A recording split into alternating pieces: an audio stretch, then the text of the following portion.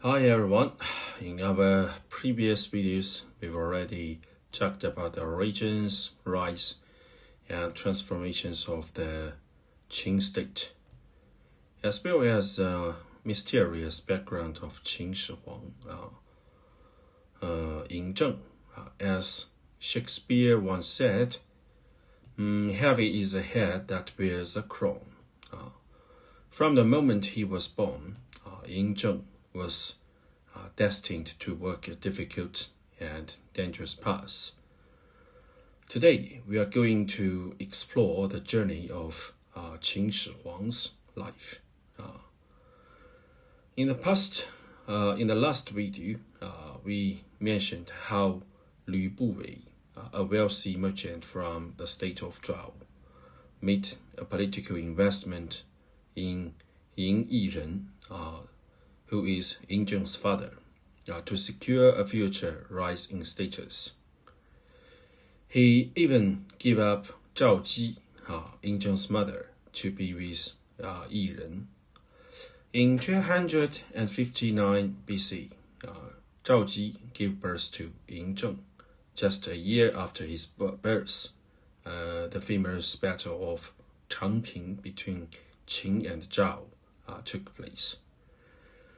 In this battle, Qin emerged victorious, and General Bai Qi buried 400,000 Zhao soldiers alive, making the people of Zhao harbor deep hatred for Qin state.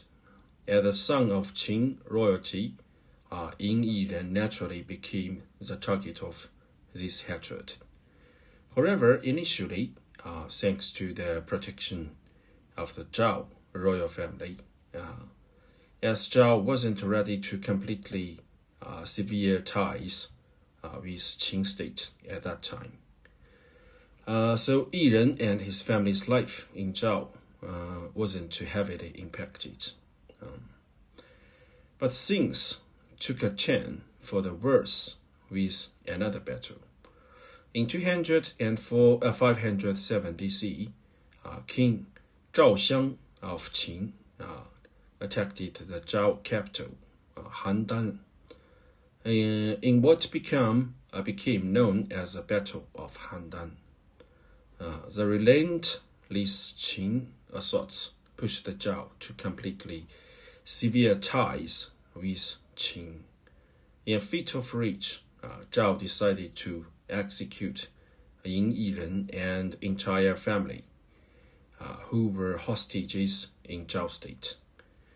At this critical moment, Lü Buwei stepped in again, bribing city officials to help Ying Yizhen escape.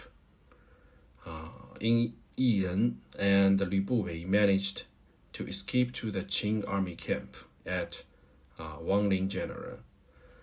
But in their haste, they left behind Zhao Ji and the young Ying Zheng in Handan, who were forced to stay in Handan for almost 7 long years.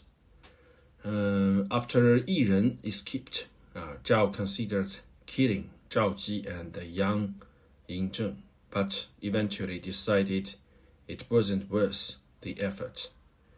Zhao Ji's family intervened on her behalf, and she and the young Qin Shi Huang were spared. However, Zhao Ji still faced several threats to her life in the years that followed. Zhao Ji was born into a wealthy family in Handan of Zhao state. At that time, it is the capital of Zhao. From her surname, it's speculated that her family might have been distantly related to the Zhao royal family, though not closely enough to be in the inner circle. Otherwise, she wouldn't have been given to a merchant like Lü Buwei as a concubine. Ying Zheng spent the first 9 years of his life in Handan. These formative years had a profound impact on him. According to the records of the grand historian, Qin Shi Huang had bulging eyes, a chest that protruded like a bird of prey, and a voice sharp like a wolf's cry. Some historians believe these features might indicate that he suffered from rickets or pigeon chest due to severe malnutrition and poor living conditions during his childhood. When the Qin army later conquered the 6 states, Ying Zheng himself personally led the campaign against Zhao state. The historical records of his destruction of Handan, the Zhao capital, suggest that his childhood in Handan there must have been full of suffering and humiliation. It is said that after the Qin army conquered Zhao in 229 BC, Ying Zheng returned to Handan and had everyone who had wronged him and his mother during their time in Zhao executed. Thousands were killed, and news of his revenge spread fear across the land of the ancient China. After Ying Zheng's grandfather, King Xiaowen of Qin state, ascended the throne, and Ying Yiren, that is Ying Zheng's father, was made crown prince. Zhao's king, Xiao Cheng, sent Zhao Ji and Ying Zheng back to Qin state as a gesture of reconciliation. This was in 251 BC. However, just 3 days after being crowned king, Ying Zheng's grandfather passed away, and Ying Yiren ascended to the throne as King Zhuangxiang of Qin state.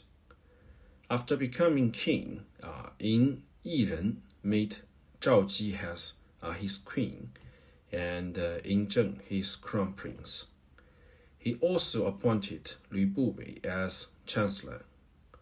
Unfortunately, King Zhuangxiang reigned for only 3 years before passing away, and the 13-year-old Ying Zheng ascended the throne as king of Qin. So at that time, Zhao Ji was in her early 30s. Relationships between men and women during the Warring States period were quite liberal, with few moral restrictions. Moreover, Zhao Ji had originally been Lü Buwei's woman, and now that Lü Buwei was a powerful chancellor in Qin, she had no one else to rely on. It's not surprising then that the old relationship between Zhao Ji and Lü Buwei was rekindled. Before his death, Ying Zheng's father had entrusted Lü Buwei with the care of Ying Zheng, and Ying Zheng began calling Lü Buwei Chancellor Father.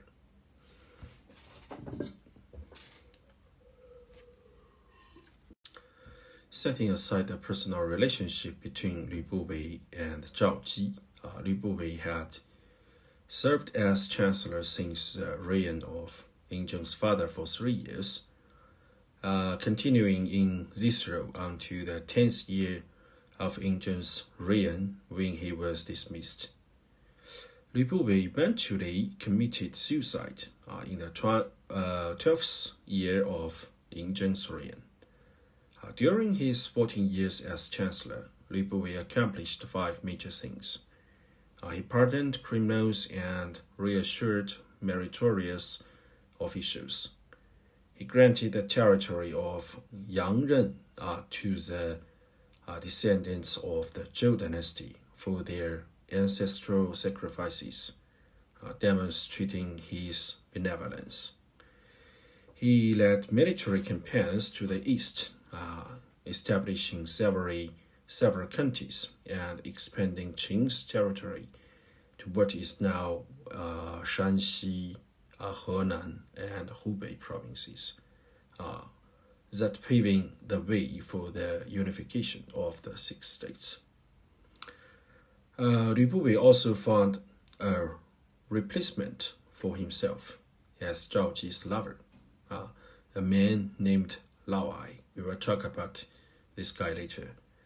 He also invited scholars from various schools of thought to compile Lü Shi Chunqiu, a comprehensive collection of ideas from the Warring States period. During his 14 years as chancellor, Lü Bubei demonstrated both military and literary prowess, showcasing his skill in governance and strategical foresight. As Ying Zheng's chancellor father, Lü Bubei was second only to the king in power of Qing state. Eventually, Lü Bubei began to distance himself from Zhao Ji, possibly to protect his position and avoid damaging his relationship with Ying Zheng. To this end, he found a replacement for himself in the form of Lao Ai, a man with extraordinary physical attributes. Lao Ai was a handsome man with exceptional eloquence and, more importantly, remarkable physical prowess. According to the historian of Sima Qian, Lao Ai's masculine attributes were so notable that he was known as a great eunuch. In a somewhat ironic sense, Lü Bubei kept Lao Ai as a guest in his home, where Lao Ai would entertain visitors by performing feats that showcased his physical strength. His most famous act involved using his male organ as an axle to spin a chariot wheel, a spectacle that left onlookers dumbfounded. This particular talent soon became a topic of gossip among the nobility and caught the attention of Zhao Ji, the queen mother. Zhao Ji mentioned the rumors to Lü Bubei, who, seeing an opportunity, then presented Lao Ai to her under the guise of eunuch. Before long, Lao Ai became Zhao Ji's favorite lover. His charm and wit completely won her over. Living in the palace for so many years without physical or emotional comfort, Zhao Ji found great satisfaction from Lao Ai. It wasn't long before she became pregnant by him. Fearing discovery, Zhao Ji used an excuse to leave the capital Xianyang and moving to the palace in Yongcheng, where she and Lao Ai lived together and had 2 sons later. Whenever she was in a good mood, Zhao Ji would reward Lao Ai with wealth and even had Ying Zheng grant him the title of Marquis of Changxi. Lao Ai's influence grew, surpassing even that of Lü Bubei as chancellor. Soon, Lao Ai was making decisions on major state matters. His lifestyle became increasingly extravagant, with thousands of servants and guests in his household. Many sought his favor for official appointments, though Lao Ai's origins remain unclear. He was likely just a street thug before his rise to power. His rapid ascent inflated his ego to the point where he once drunkenly boasted, I am Ying Zheng's fake father, meaning he considered himself the king's surrogate. This statement shows just how little he thought of Ying Zheng. By the time Ying Zheng was 22 years old and in his ninth year as king, someone informed him of Lao Ai's true identity and his illicit relationship with the Queen Mother Zhao Ji. Another rumor suggested that Lao Ai and Zhao Ji were plotting to have one of their sons succeeded Ying Zheng if he were to die. Hearing this, Ying Zheng became suspicious and decided to take action against Lao Ai. Sensing Ying Zheng's changing attitude, Lao Ai decided to strike first. He forged the royal seals of both the king and queen mother, assembled a small army, and even allied with foreign forces. He gathering around 1,000 men to attack Ying Zheng's palace. But Ying Zheng wasn't fazed at all, as if he had been waiting for this day for a long time. He calmly dispatched his troops to engage Lao Ai, leading to a fierce battle inside the capital Xianyang. Although Lao Ai had the advantage of striking first, his forces were nothing but a ragtag group, no match for Ying Zheng's well-trained army.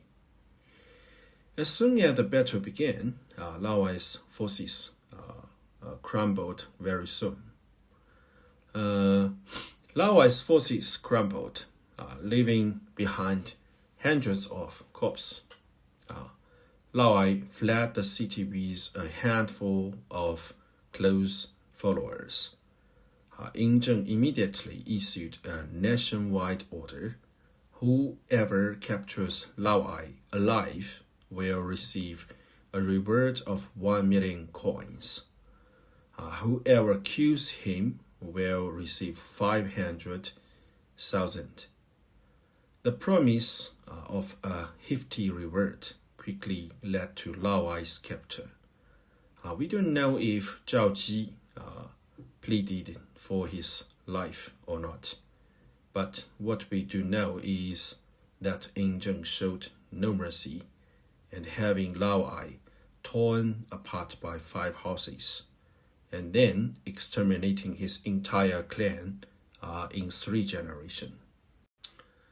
As for his mother, the Queen Mother Zhao Ji, who had once shared the hardships and dangers of life with him, Ying Zheng couldn't bring himself to kill her, but he must have been utterly disappointed. He simply told her, since you like living in Yongcheng, you can stay there for the rest of your life. Never return to Xianyang.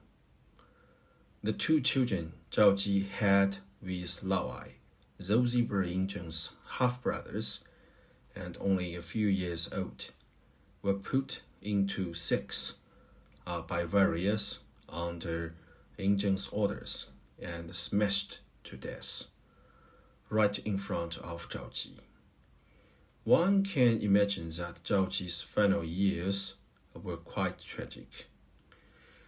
Burdened by scandal, shunned by her son, and naturally treated with less respect by the palace servants, she lived in loneliness for 10 more years and passed away in 228 BC. From the day she left Xianyang, she never saw her son again. The incident must have had a profound emotional impact on Qin Shi Huang, leading him to develop deep distrust and dislike for women. Throughout his life, Qin Shi Huang filled his palace with beautiful women from all over the land of China and fathered 34 children, but he never took an official wife. He never appointed a queen. This is something unique among Chinese emperors. So that's all of this video. It's about the story of Ying Zheng and his mother. Is also a tragedy. So hope you guys, after watching this video, will like this video and please subscribe. Also, please feel free for share and remark on this video. Thanks for watching.